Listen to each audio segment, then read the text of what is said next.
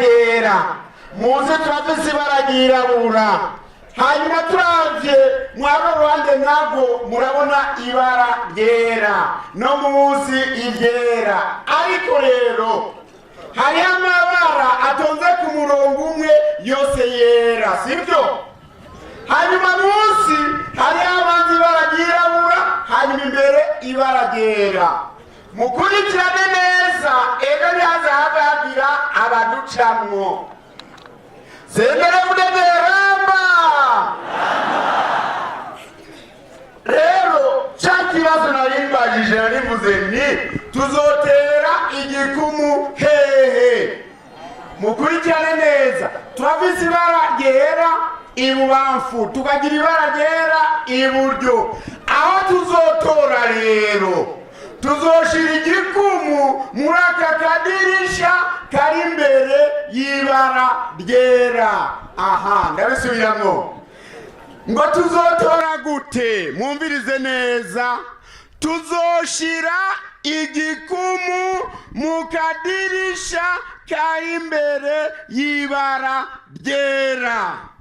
Ngo tuzoshira igikumu hehe?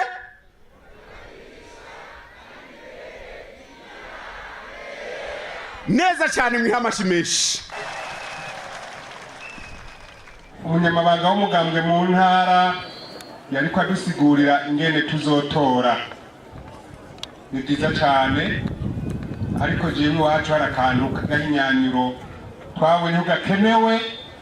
Nufata akanya gato nk'akababwira kugira ngo abariko barabibigisha hariya mu nama shingiro, mu Bucimbiri n'ahandi mukamenye. Batubwira ngo tuzoshira urukumu ngo mukadirisha imbere y'ibara ryera. Mbego ico gikumu kizoba kigaragara? Oya, hari irangi rero, hari irangi muzosanga mwakajya kazu. Nigero muzoshiramwo rwa rukumu, hama mugatera ca gikumu kuri ka kadirisha imbere y'ibara ryera. Mwavyumvise? Ntuzogere kwa rupapuro hama ngo ngusha igikumu gusa hakizogushizeko. Sivyo?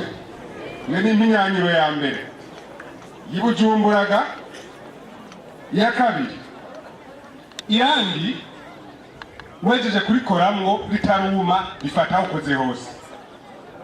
Sivyo? Rifata aho ukoze hose. Mukuzinga rero urashaka gusanga wihenze ugashira igikumu kandi kuri akadirisha munsi ya ryabara ry'umukoshi.